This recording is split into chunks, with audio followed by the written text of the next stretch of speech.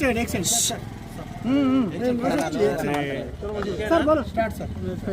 శాసన మండలి పట్టభద్రుల నియోజకవర్గంలో ఇది కాంగ్రెస్ పార్టీ పాజిటివ్ గా కనబడుతుందని చెప్పక తప్పదని చెప్పండి. అంటే ఈ పదం ఎందుకు వాడుతుందంటే ఎన్నిక అనేది ప్రధానంగా రెండింటిపై ఆధారపడి ఉంటుంది.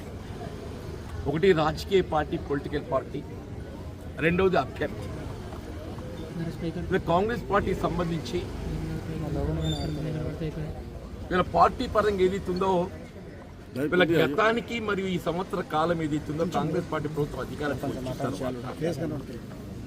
ముఖ్యంగా ఉద్యోగస్తులు, ఉపాధ్యాయులు వాళ్ళ సర్వీస్ నిబంధనలు అంటే ప్రమోషన్సే కానీ బదిలీలే కానీ ఇవన్నీ కూడా ఏదైతుందో పరిష్కరింప చేయడం, 371 జీవో పట్ల ఏదైతుందో కొంతవరకు సమస్య పరిష్కరింప చేయబడే విధంగా ప్రభుత్వం చర్యలు చేపట్టడము, నిరుద్యోగ యువతకు సంబంధించి కూడా ఏదైతుందో గత దశాబ్ద కాలంలో ఏదైతే తెలంగాణ రాష్ట్ర ఏర్పాటు ఉద్యమ ఆకాంక్షలు నెరవేర్చుకోలేకపోయామో ఈ సంవత్సర కాలంలో 56,000 ఉద్యోగాల భర్తీ అనేది ఉందో నిరుద్యోగ యువతలో ఒక విధమైనటువంటి ఒక కాన్ఫిడెన్స్, విశ్వాసం ఇలా ప్రభుత్వం ఏదో రాబోయే కాలంలో ఇటు ప్రభుత్వ పరంగా కానీ లేక స్వయం ఉపాధి పథకాలకు సంబంధించే కానీ వీళ్ళ వారికి ఒక ఉపాధి చూపెట్టబోతుంది అనేటువంటి ఒక కాన్ఫిడెన్స్, విశ్వాసం కలగటం. దానితో అభ్యర్థి పరంగా కూడా వీళ్ళు నరేందర్ రెడ్డి గారు అంటే ఆల్ఫోర్స్ అధినేత, ఒక విద్యావేత్త, వీళ్ళు వారికి ఉన్నటువంటి ఒక అనుభవం ఏదైతుందో బేసిక్గా నిరుద్యోగ యువత ఏం కావాలి, ఉద్యోగ అర్హత కావాల్సినటువంటి ఒక విద్యా అర్హతను కల్పింపచేయడం. ఆయన ఇవాళ ఏదైతుందో ఆయన గత దశాబ్దాల కాలంలో ఆయన ఉద్యోగానికి కావాల్సినటువంటి అర్హత కల్పింపచేయటానికి నిరుద్యోగ యువతకు ఏదైతే ప్రధానంగా కోరుకుంటాడో ఆ అర్హత కల్పింపజేసినటువంటి ఒక అనుభవం ఆయనకున్నది. దాంతో ఆయన పట్ల ఓటర్ పాజిటివ్ కనబడుతుంది. అంటే రెండు రకాల కూడా పార్టీ పరంగా కానీ అభ్యర్థి పరంగా కానీ రెండు రకాల కూడా ఓటర్ కాంగ్రెస్ పార్టీ అభ్యర్థిత్వం పట్ల సానుకూలంగా పాజిటివ్ కనబడుతుందని చెప్పక తప్పదని చెప్పారు. ఇవాళ ప్రత్యర్థి పోటీ ఉంది. ఉదాహరణకు భారతీయ జనతా పార్టీ ఉంది. Ideological they have got certain ideology. నేను దానికి కాదనిలే, వాళ్ళ యొక్క ఆలోచన విధానం, సిద్ధాంతం వాళ్ళకు ఉంటుంది. కానీ అభ్యర్థి పరంగా ఏదైతే ఉందో వాళ్ళ అభ్యర్థి not only is not known to person. Narendra Reddy గారితో పోలీస్ ఏదైతుందో భారతీయ జనతా పార్టీ ప్రతిపాదించిన అభ్యర్థి అంజనీతి గారు ఏదైతుందో సరే ఆయన ఒక వ్యాపారవేత్త, అంతేగాని సమాజ సేవ కొరకు ఏదైతుందో ఆయన ఉపయోగపడ్డది ప్రధానంగా. కాబట్టి ఏదైతుందో వీళ్ళ కాంగ్రెస్ పార్టీ ఇవాళ అడ్వాన్స్ ఉందని చెప్పాలని ఉదాహరణ చెప్తుంది. ఇప్పుడు థర్డ్ పర్సన్ ఆయన ప్రసన్న హరికృష్ణ కూడా ఫీల్డ్లో కనపడుతుందని చెప్పంటారు.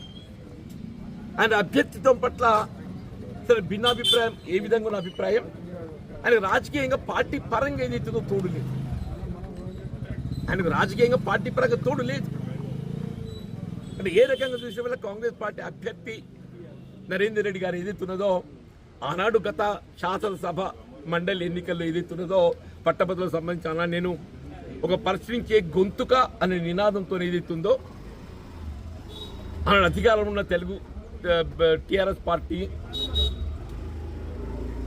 చట్టసభలో స్పందింపజేసేటువంటి యొక్క ప్రాతినిధ్యం లేకపోవడం, జీవన్ రెడ్డి గారికి ఏదైతుందో ఆ ప్రాతినిధ్యం కల్పించినట్టయితే ఇలా ప్రభుత్వాన్ని, అధికార పక్షాన్ని ఏదైతుందో స్పందింపజేయగలిగే సత్వం ఉన్నది అనే దగ్గర జీవన్ రెడ్డి దగ్గర ఆయనకున్న రాజకీయ ప్రజా జీవితం అనుభవంతో అని చెప్పని ఇలా కాంగ్రెస్ పార్టీకి తోడు ఒక విధంగా నిరుద్యోగ యువతే కానీ ఉద్యోగస్తులు, ఉపాధ్యాయులు అందరూ కూడా రాజకీయాలకు అతీతంగా నాకు తోడు నిలవడం, నేను మొన్న గడిచిన ఎన్నికల్లో గెలిచి ఈ 6 సంవత్సరాల కాలం ఇలా పట్టభద్రుల సమస్యల పరిష్కారానికి పాటుపడేటువంటి ఒక అవకాశం నాకు లభించింది.